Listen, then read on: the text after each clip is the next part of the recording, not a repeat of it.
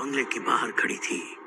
Driver seat पर बैठा हवलदार गाड़ी की खुली खिड़की से ही बंगले के भीतर जाते हुए इंस्पेक्टर साहब और 2 हवलदारों को देख रहा था। पुलिस की टीम उस बंगले का मुआयना करने पहुंची थी। पूरा बंगला छान मारा, एक एक रूम, एक एक कोना अच्छी तरह से देख लिया। काफी अजीब सी जगह थी। किसी खाली कमरे के भीतर नाखूनों की खरोचों के निशान, कुछ आधी जली मोमबत्तियां, दीवारों के ऊपर अजीब सी डरावनी आकृतियां, जैसे किसी शैतानी ताकत की होने की चिन्ह लग रहे थे। पूरा बंगला अच्छे से देख लिया, पर राहुल के होने का कोई सुराग नहीं मिला। लेकिन एक बात जरूर इंस्पेक्टर साहब और उनके हवलदारों ने महसूस की, उस बंगले के भीतर किसी के ना होकर भी होने की मौजूदगी उन्हें साफ साफ महसूस हो रही थी। वो अकेले किसी भी कमरे में जाते हैं तो उन्हें साफ साफ महसूस होता था कि उनके पीछे भी कोई आ रहा है, मगर पीछे देखने पर कोई नहीं होता। कमरे में सन्नाटा होने के बावजूद किसी के होने का एहसास पल पल हो रहा था। बाहर सूरज की आग उगलती कड़ी धूप होने के बावजूद भीतर एक अजीब सी ठंडक शरीर महसूस कर सकता था। काफी देर तफ्तीश करने के बाद इंस्पेक्टर और कांस्टेबल बंगले से निकलकर पास में ही खड़े पुलिस वैन के पास पहुंचे। दोबारा पीछे मुड़कर बंगले की तरफ देखते हुए कांस्टेबल ने कहा, साहब, ये जगह कुछ अजीब सी लग रही है। इस बंगले के भीतर कुछ भी सामान्य सा नहीं लग रहा था। कांस्टेबल की बात सुनकर इंस्पेक्टर साहब ने भी उस बंगले पर नजर डाली। सही कहा, मैंने इस बंगले की पूरी हिस्ट्री पता कर ली है। किसी दिन इत्मीनान से बात करेंगे। गाड़ी स्टार्ट करते हुए कांस्टेबल ने पूछा, पर कब बताएंगे साहब? अगर दोबारा कोई गायब हो जाता है साहब, उस दिन बताएंगे। हवलदार की बात पर सभी ठहाका मारकर हंसने लगे और उनकी पुलिस वैन जंगल के वीराने में बसे उस बंगले के गेट से बाहर निकलकर सुनसान रास्ते से गुजरने लगी। से ही उस बंगले की तरफ झांकते हुए इंस्पेक्टर साहब बोले, हद है यार, ये भूत इतने वीराने में सन्नाटे में इंसानों से दूर रहते हैं, फिर भी इंसान उन्हें ढूंढते हुए यहाँ तक पहुँच जाते हैं। अब हम बेवकूफ किसे कहें, भूत को या ऐसे इंसान को? सर, ये भूत वगैरह को तो मैं नहीं मानता। मुझे नहीं लगता किसी भूत के चक्कर में वो लड़का गायब हो गया है। मतलब? मुझे लगता है उस मैना के चक्कर में 3 लड़कों ने अपने साथी लड़के को मारकर उसकी लाश को इसी जंगल में कहीं पर फेंक दिया होगा। हवलदार की बात सुनकर इंस्पेक्टर साहब थोड़े हैरान हो गए। उन्होंने दोबारा हवलदार से पूछा, ये भी हो सकता है। वैसे ये मैना कौन है और उसका इस केस के साथ क्या कनेक्शन? इंस्पेक्टर साहब की तरफ देखते हुए धीमी आवाज में हवलदार ने मुस्कुराते हुए कहा, साहब, वही सबसे खूबसूरत लड़की, सुनहरे रेशमी बाल, चांदी की तरह बेदाग गोरा रंग, वही जो नीली जींस और जामुनी रंग का शर्ट पहनकर आपके सामने वाली कुर्सी पर बैठी थी, जो अपना सर पकड़कर फूट फूट कर रो रही थी, वही जो अपने दोनों हाथ आपके सामने जोड़कर अपने दोस्त को ढूंढने के लिए विनती कर रही थी। ड्राइवर की बात सुनकर इंस्पेक्टर साहब को सब कुछ याद आ गया। हवलदार की तरफ देखते हुए उन्होंने कहा, अरे हवलदार जी, उसका नाम मैना नहीं, नैना, मेरा मतलब सुनैना है। सब बातें करने में मशगूल थे और उनकी गाड़ी धीरे धीरे जंगल के डरावने माहौल से बाहर निकलने लगी। इधर सब दोस्तों ने तैयारी पूरी कर ली थी। 9 बज चुके हैं, चलो काम पर लगते हैं। रात को 12 बजे से पहले हमें पूरी तैयारी कर लेनी है। 12:30 से 3:30 के बीच हमें किसी भी हालत में एक दूसरे को अकेला नहीं छोड़ना है। 12:30 से 3:30 के बीच हमें राहुल की तलाश करनी है। उसी वक्त हम 2-2 की टीम में बंटकर हर कमरे में जाकर राहुल को आवाज लगाएंगे। गलत, हमें किसी भी हालत में अपने किसी भी साथी को आवाज नहीं लगानी है। और ये सबसे इम्पोर्टेंट बात हम सबको अपने जहन में याद रखनी है। मतलब? पहली बात, हमें ये पता करना है कि इस बंगले में कुल कितने कमरे हैं। हमें उन हर कमरे के भीतर जाना है और कमरे की खिड़कियों पर टूटे शीशे पूरी तरह से बंद करने हैं और फिर इसी हॉल में वापस आना है। दूसरी बात, जितने भी कमरे हमने पूरी तरह से बंद किए हैं उन सबको याद रखकर रात 12:30 बजे के बाद दोबारा हर एक कमरे में जाना है और वहाँ मोमबत्ती जलाकर रोशनी करनी है। और सबसे इम्पोर्टेंट बात, किसी भी बंद अंधेरे कमरे से या खाली अंधेरी जगह से अगर कोई तुम्हें आवाज देता है तो समझ लेना कि वो हमारा दोस्त नहीं है। इस कहानी के लेखक है संजय कामले। सभी दोस्तों ने तैयारी पूरी कर ली थी। सचिन ने बंगले के बारे में पूरी जानकारी जुटा ली। अतुल ने जरूरी चीजों को इकट्ठा किया था। सूरज ढलते ही उन्हें उन जगह के लिए निकलना था। दिए हुए वक्त पर सचिन की कार सुनैना के घर पहुंची। गैलरी से कार की तरफ देखती हुई अपनी माँ को देखकर सुनैना ने हाथ हिलाया और कार में बैठ गई। सबने घर में झूठ कहा था कि वे ट्रेनिंग के लिए जा रहे हैं। शहर के ट्रैफिक से रास्ता निकलते हुए धीरे धीरे उनकी कार आगे बढ़ रही थी। कुछ ही देर में शहर की चहल पहल को पीछे छोड़ते हुए उनकी गाड़ी वीरान सड़क पर दौड़ने लगी। सभी के चेहरे पर एक अजीब सी टेंशन थी।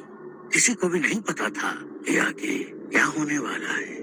रात के घने अंधेरे के बीच जंगल के उस सुनसान रास्ते पर उनकी कार धीरे धीरे आगे बढ़ रही थी। गाड़ी की पीली हेडलाइट में सब कुछ साफ साफ नजर आ रहा था। पतझड़ का मौसम होने के कारण पेड़ों से गिरे सूखे पत्तों ने जमीन पूरी तरह से ढक दी थी। बिना पत्तों के पेड़ जैसे हड्डियों का ढांचा बने इंसानी शरीर की तरह दिखाई पड़ रहे थे। गाड़ी की हेडलाइट में वह इलाका दिल में खौफ पैदा कर रहा था। कछुए की तरह उस कच्ची सड़क पर आगे बढ़ने वाले कार के पहिए एक जगह पर रुक गए, पर कार का इंजन अभी भी शुरू ही था। रात के वीरानी में कार के इंजन की आवाज जंगल के सन्नाटे में कुछ ज्यादा ही शोर कर रही थी। विवेक ने डर भरी आंखों से खिड़की के बाहर देखा। शायद वो अपनी मंजिल तक पहुंच चुके थे। कार के भीतर स्टीयरिंग की बाईं तरफ हरे रंग की रोशनी से चमकने वाली डिजिटल घड़ी में 8:15 का टाइम हो चुका था। उस कार के अंदर अभी एकदम चुपचाप बैठे थे। कोई भी किसी के साथ बात नहीं कर रहा था। गाड़ी का इंजन अभी भी वाइब्रेट कर रहा था।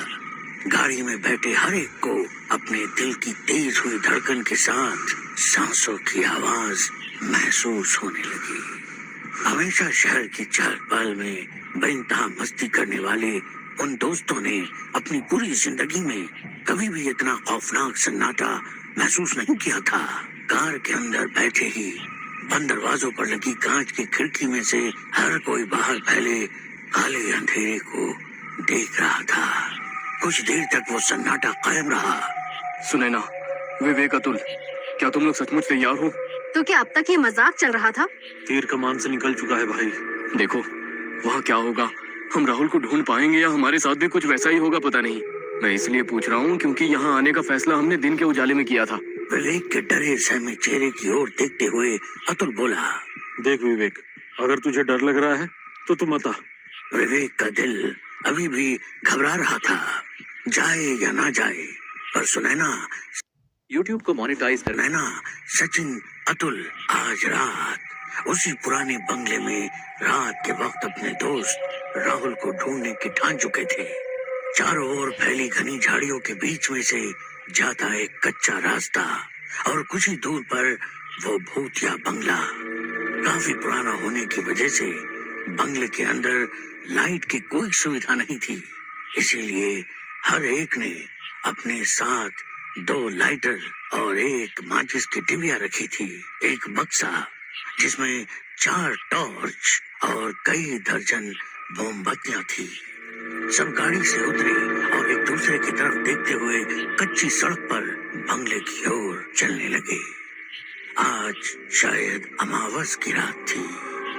काले आसमान में तारे इस तरह से चमक रहे थे मानो वह घूर घूर कर जमीन पर होने वाली हर एक हलचल को देख रहे थे।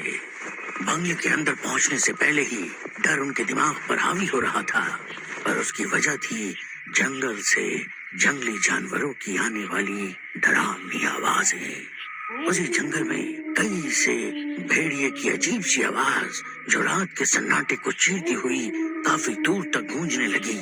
सभी दोस्त डरी सहमी नजरों से अपने चारों ओर देखते हुए आगे की ओर चलने लगे। उनके हर कदम के साथ जमीन पर बिखरे सूखे पत्ते आवाज के साथ चकनाचूर हो रहे थे। तभी विवेक ने हाथ आगे करते हुए सबको रोक लिया। क्या हुआ? विवेक ने नजर से इशारा करते हुए उसे नीचे जमीन पर देखने के लिए कहा। सुनैना ने मोबाइल का टॉर्च ऑन करते हुए जमीन पर रोशनी डाली और मानो उसके दिल की धड़कन जैसे थम गई। टॉर्च की रोशनी में एक बड़ा काला सांप सड़क के बीचों बीच आराम से पड़ा था। उस काले लंबे सांप पर नजर पड़ते ही सबके कदम एक ही जगह पर रुक गए। जमीन पर पड़े उस सांप ने टॉर्च की रोशनी की तरफ देखा। सभी दोस्त चुपचाप खड़े रहकर उस सांप की एक एक हरकत देख रहे थे। कुछ पल से टॉर्च की रोशनी की तरफ देखने के बाद जोर से फुफकारते हुए अपना जहर रोशनी की तरफ फेंका। वो नजारा देखकर डर के मारे सभी 2 कदम पीछे हट गए। तभी वो सांप सरसराते हुए जमीन पर पड़े सूखे पत्ते के बीच से जंगल में कहीं गायब हो गया। अपने तीनों दोस्तों की तरफ देखते हुए विवेक ने थोड़ी डरी सहमी आवाज में कहा, चेतावनी, हमें पहली चेतावनी मिल चुकी है कि अंदर मत जाओ। विवेक की तरफ देखते हुए सुनैना ने कहा, ये रही गाड़ी की चाबी। वाकई में तुझे डर लग रहा है तो तू जा सकता है, हम संभाल लेंगे। और हाँ, अगर कहीं पिकनिक मनाने जाने का प्लान बना तो तुझे जरूर बताएंगे। सुनैना की ये बात विवेक को अच्छी नहीं लगी। यार मैं मजाक कर रहा था। विवेक, आवाज। और सुनैना, मोबाइल का टॉर्च बंद करो, इस टॉर्च से काम चलाओ। बोलते हुए सचिन ने अपने पास की लंबी टॉर्च सुनैना को दी। और फ्रेंड्स, ज्यादा ऊंची आवाज नहीं। हाँ, सबने उसकी ओर देखा और गर्दन से हाँ में इशारा करते हुए चलने लगे। रात के अंधेरे में सामने वाले उस बंगले का नजारा दिल में खौफ पैदा कर रहा था। सभी दोस्त अपने हाथों में ली हुई टॉर्च की रोशनी बंगले की चारों तरफ मारते आगे बढ़ने लगे। सब उस बंगले के बड़े से दरवाजे के बाहर खड़े थे, पर दरवाजे को अंदर की ओर धकेलने की हिम्मत किसी को नहीं हो रही थी। सब यही सोच रहे थे कि अंदर जाएं या नहीं।